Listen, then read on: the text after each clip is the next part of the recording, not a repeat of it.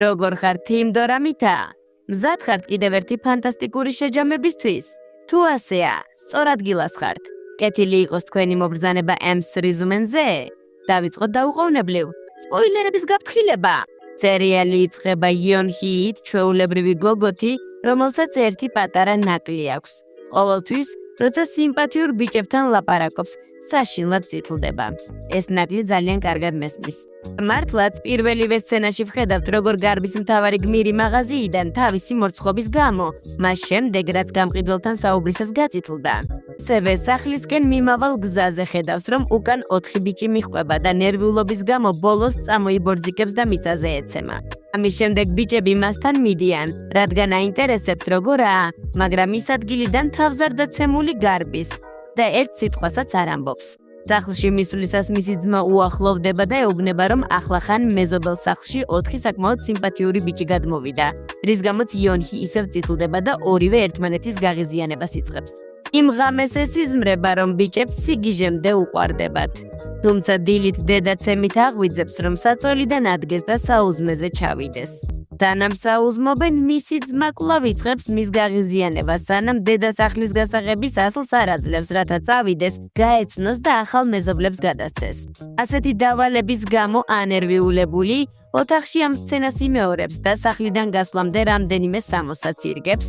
თუმცა როცა ბოლოს კარზე აკაკუნებს, ხვდება, რომ ისინი ჩვეულებრივი ბიჭები არიან და იმედგაცრუებული ბრუნდება სახლში, სადაც იწყებს იმ ბიჭის გახსენებას, რომელიც ინსტიტუტში მოსწონდა და სიყვარულის ახსნის მის ჩაშლილ მცდელობას ნერვიულობის გამო. შემდეგ ტელევიზორში თავისი საყვარელი მუსიკალური ჯგუფის EXO-ს გადაცემის ყურებას იწყებს. მაშინ მისი ძმა, რომელიც ფანჯრიდან ახალ მეზობლებს აკვირდება, უკვირს, რომ იონ-ჰი იმ ახალგაზრდებს უშნოებს უწოდებს, რომლებსაც ახლა უყურებს. ამიტომ კიდევ ერთხელ რომ გააღიზიანებს, ჩხუბს იწყებენ. იმ მომენტში დედა ჩნდება და თავის ქალიშვილს აიძულებს, მეზობლებს მისასალმებელ საჩუქრად რამდენიმე ტკბილეული მიუტანოს. ქალბატონო, შეწყვიტეთ ასეთი დაჟინება. იონ-ჰი, რომელსაც გონია, რომ ახალი მეზობლები იზელფდი ახალგაზრდები არიან, რომლებსაც ადრე გასაღები გადასცა, უხალისოდ მიდის მეზობლების სახლში. და როცა ხედავს, რომ შიგნით არავინაა, ტკბილეულის ნაწილის ჭამას იწყებს და მათი მაცივრიდან წყალსაც კი სვამს. სწორედ იმ დროს 4 ახალგაზრდა მას გამოიჭერს და ის, ნერვიულობისგან გაშეშებული, თელ წყალს ერთ-ერთ მათგანს, სახელად ჩანს, შეაფურთხებს. ზუსტად ამის შემდეგ ნაჩვენებია წინა დღის სცენა, სადაც 4 ახალგაზრდა, რომლებიც ცნობილი მუსიკალური ჯგუფი EXO აღმოჩნდებიან, შედიან და ათვალიერებენ თავიანთ ახალ სახლს, სადაც გადმოვიდნენ საცხოვრებლად და დღესასწაულების ერთად აღსანიშნავად. აწმყოში დაბრუნების შემდეგ, ჩან მეგობრებთან ერთად გაოცებული უყურებს, როგორ გარბის იონ-ჰი მომხდარის შემდეგ, ისე რომ სიტყვასაც არ ამბობს, ხოლო როცა ის სახლში მიდის, დაუჯერებლობით იწყებს ტელეფონში EXO-ს ფოტოების ძებნას, რათა დარწმუნდეს, რომ ის 4 ახალგაზრდა, რომლებიც ნახა, ნამდვილად ისინი არიან. ამის შემდეგ ის თავის მეგობარ გოგოს ურეკავს და აღელვებული უყვება, რომ EXO-ს ბიჭები მისი ახალი მეზობლები არიან, მაგრამ მეგობარს არ სჯერა და ამის გადასამოწმებლად მის სახლთან მიდის. იქ მისვლის შემდეგ ისინი იონ-ჰის ფანჯრიდან ბიჭების თვალთვალს იწყებენ. თუმცა იმ მომენტში მთავარი გმირის დედა შემოდის და თავის ქალიშვილის მეგობარს ეუბნება, რომ უკვე გვიანია და უნდა წავიდეს. ამასობაში EXO-ს ბიჭები ვიდეოზარს მართავენ მეგობართან, სახელად კაი, როცა უცებ ამჩნევენ, რომ იონ-ჰი ოთახიდან ბინოკლით აკვირდება, რაც მის საშინელ შფოთვას იწვევს და ის სწრაფად იმალება. მეორე დღეს იონ-ჰის დედა თავის ქალიშვილს აღვიძებს და ეუბნება, რომ მოგვიანებით მის ოფისში მივიდეს, სადაც მისვლისას აიძულებს ახალ მეზობლებთან სახლის დასუფთავებაზე იმუშაოს. როცა ამას თავის მეგობარს ეუბნება, ის არწმუნებს, რომ ეს შესანიშნავი შესაძლებლობაა EXO-ს ბიჭებთან დასაახლოებლად და ურჩევს თან ჯგუფის ნივთებიც აიღოს, რათა მათ მიხვდნენ, რომ მათი ფანია. მოგვიანებით სეჰუნ, ჯგუფის ერთ-ერთი ბიჭი, უბანში იონ-ჰის ძმას ხვდება და ეკითხება, სად შეიძლება კაფე იპოვოს.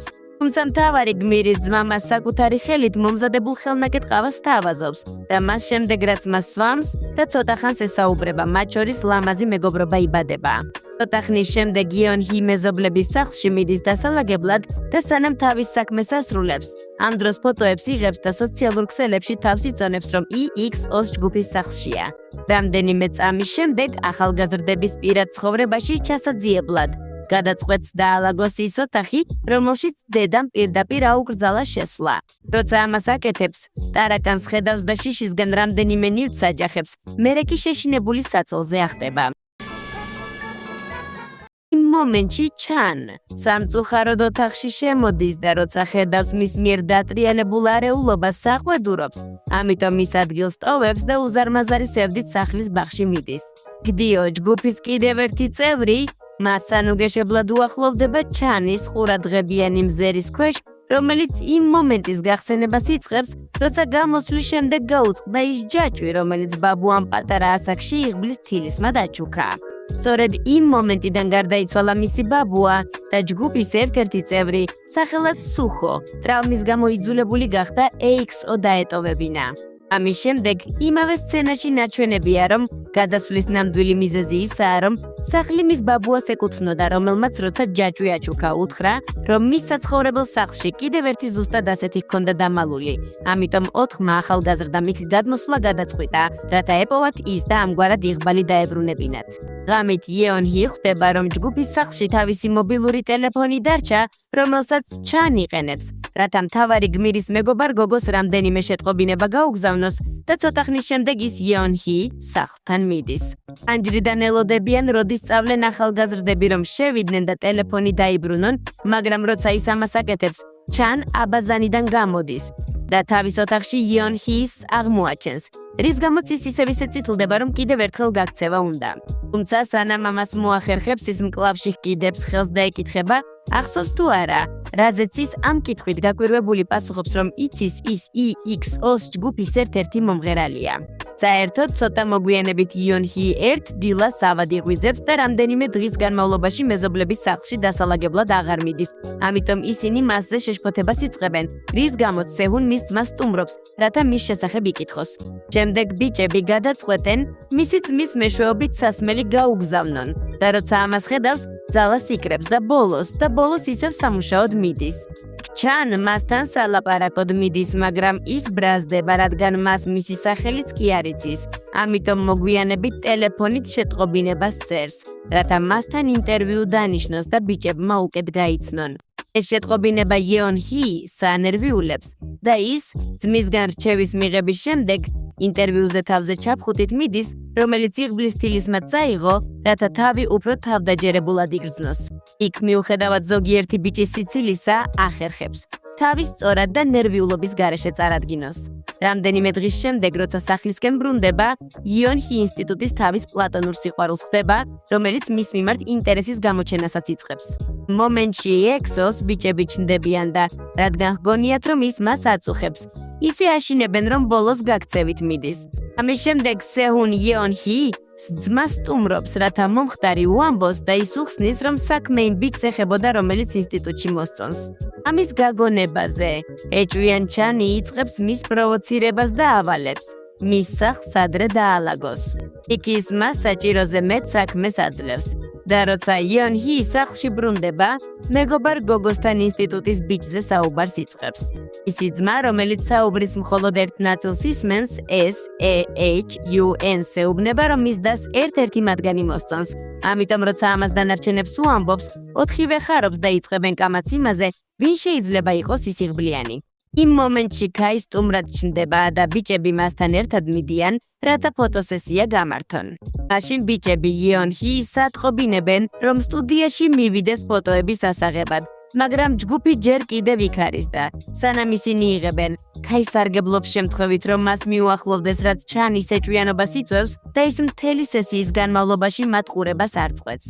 მოგვიანებით ღამით ჩანს ბაბუა ესიზმრება, რომელიც მის გვერდით ჩნდება და სხვა ჯაჭვის პოვნისკენ მოუწოდებს, ხოლო დილით ხედავს, როგორ უახლოვდება კაიკლავ იონჰისას. სიტუაციით გაღიზიანებული ჩან სრულიად ძალა გამოცლილი რჩება და მთელ დღეს საწოლში დასვენებით ატარებს. იონ ჰი ხვდება, რომ ის ცუდადაა, ამიტომ მის ოთახში მიდის, რათა მოუაროს. თუმცა დიო, რომელსაც მის მიმართ გრძნობებიც აქვს, ცდილობს თანამეგობრისგან მოაშოროს. ვაჰ, რა პრობლემური ჰარემია? რამდენიმე დღის შემდეგ გაიბოლოს ემშვიდობება იუნ ჰის და ჩანს სარწმუნებს, რომ რადგან იცის როგორც მას, ისე დიო, მის მიმართ ინტერესი აქვს მიდის, რათა ხელი არ შეუშალოს. რა ჯენტლმენია? მეორე დილით დიო უნებლიეთ აყენებს იონ ჰის ტკივილს და სანამ ჭრილობას უმუშავებს, ეკითხება ვინ არის ბიჭი, რომელიც მოსწონს. თუმცა მთავარი გმირი იბლოკება და პასუხის გარეშე მიდის. იმავდროულად, ჩან ნოსტალგიით უყურებს ბაბუას ფოტოს და ბავშვობის მომენტების გახსენებას იწყებს. ამ სცენაში ნაჩვენებია თუ როგორ იყო იონ ჰი მისი საუკეთესო მეგობარი, როცა ორივე პატარა იყო. ის ცდილობს დიდი იმედგაცრუებით შეეგუოს იმ ფაქტს, რომ იონ ჰის სისჯერაც არ უცვნია. მეორე დღეს ჩან იონ ჰის საყვედურობს არასათანადოდ დალაგების გამო და სიტუაციით სარგებლობს. რათა უთხრას, რომ ბავშვობიდან მტვერზე ალერგია ჰქონდა, რათა მეხსიერება გაუახლოს. თუმცა გოგონა ვერაფერს ხვდება და პასუხობს, რომ უკეთ დალაგება შეეცდება. პირდაპირ იყავი კაცო. მოგვიანებით იონ ჰი ერთ-ერთ ოთახთან მიდის და ჩან საღმოაჩენს, რომელიც ცოტა ხნის კამათის შემდეგ გადაწყვეტს მის გვერდით ჩამოჯდეს. სახლზე ესაუბროს და კვლავ სცადოს მისი მეხსიერების გაახლება. მიუხედავად ამისა, მას შემდეგ რაც ხვდება, რომ მას არც ბაბუა ახსოვს, სიმართლეს პირდაპირ უმხელს. იონ ჰი სრულიად დაუჯერებლად თავდაპირველად არ იჯერებს იმას, რასაც ეუბნება, მაგრამ რამდენიმე წუთის შემდეგ საბოლოოდ ახსენდება ის და ორივე იქვე იძინებს, ისე რომ არავისთვის შეუტყობინებიათ. ამიტომ მეორე დღეს მისი ძმამაც საძებნელად ქუჩაში გადის, ხოლო დიო ეჭვობს, რომ ჩან და იონ ჰი შესაძლოა ერთად გაიქცნენ. ოთახში შუქი, რომელიც ანათებს, მოულოდნელად სკდება და ჩან სარკისებური ანარეკლის წყალობით ხედავს ბაბუას ჯაჭვს, რომელიც იონ ჰის კისერზე კიდია. რამდენიმე წუთის შემდეგ იონ ჰის ძმამაც ოთახში პოულობს და დედამისი მომხდარის გამო მის გაკრიტიკებას იწყებს.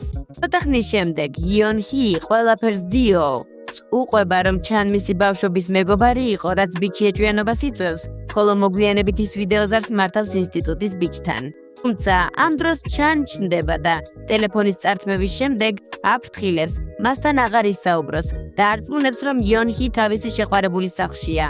რა მესაკუთრე და რა ტოქსიკურია? ნუ იქნებით ასეთები, დორამელებო! როგორც წესია, გაღიზიანებული იონ ჰი განმარტებებს თხოვს ჩანსს, რომელიც არწმუნებს, რომ ის არის მისი პირველი სიყვარული და არა ინსტიტუტის ის ბიჭი. მოგვიანებით ბიჭები ექიმისგან იღებენ შეტყობინებას, რომელიც უდასტურებთ, რომ სუჰო საბოლოოდ გამოჯამრთელდა, ამიტომ მასთან სტუმრობის შემდეგ ის მათ არწმუნებს, რომ ვარჯიშობს, რათა მათთან ერთად კვლავ ითამაშოს. რამდენიმე დღის შემდეგ იონ ჰი პარკში იმყოფება და ჩანს ელოდება, რათა შეხვდეს, მაგრამ ის შეხვედრაზე არ მიდის, რადგან მეგობრებთან ერთად იმყოფება. ამ მომენტში დიო ჩნდება და მოუწოდებს მასთან ერთად სახლში დაბრუნდეს, რათა მარტო არ იყოს. თუმცა იონ ჰი მის ლოდინს აგრძელებს და ბიჭი ხვდება, რომ მასთან არანაირი შანსი არ აქვს, ამიტომ გადაწყვეტს უბრალოდ მეგობრებად დარჩეს და შეატყობინოს ჩანს, რომ გოგონა მას ელოდება. რა კარგია, რომ ასეთი გონიერია. რა კარგი, მეორე დღეს ჩანეუბნება იონ ჰის ოთახის დალაგებისას, რომ სახლიდან მიდიან, ხოლო მეორე დღეს უტოვებს წერილს, რომელშიც ჰპირდება, რომ მასთან დაბრუნდება და მოუწოდებს კისერზე მორგებულ ჯაჭვს გაუფრთხილდეს. 6 თვის შემდეგ ექსო ახალ სიმღერას უშვებს, ხოლო იონ ჰი იმედგაცრუებული ელოდება ჩანისგან ამბებს, რომელსაც მასთან დაკავშირება კვლავ არ უცდია. იმ მომენტში დედამისი უწევს შეტყობინებას, რომელშიც მოუწოდებს ახალი მეზობლები მიიღოს. მაშინ ის მიდის, ისევე როგორც წინა შემთხვევაში, მისასალმებელ ტკბილეულთან ერთად, რომლის ჭამასაც იწყებს, რადგან ხედავს, რომ არავინ მოსულა. როცა წყლის დალევას აპირებს, ბრუნდება და აღმოაჩენს, რომ EX-ოს ბიჭები დაბრუნდნენ, რათა ორ ახალგაზრდასთან ერთად დარჩნენ, რაც მთავარი გმირის სიხარულს იწვევს. და ასე მთავრდება ეს დორამა. შენ თუ ყოლია ორზე მეტი ადამიანი შეყვარებული შენზე. მომიყევი შენი გამოცდილება. გთხოვ, დამეხმარე ლაიქით. ყოველთვის დააკომენტარე შენი საყვარელი ნაწილი. გამოიწერე არხი და გააქტიურე შეტყობინებები. ნახვამდის!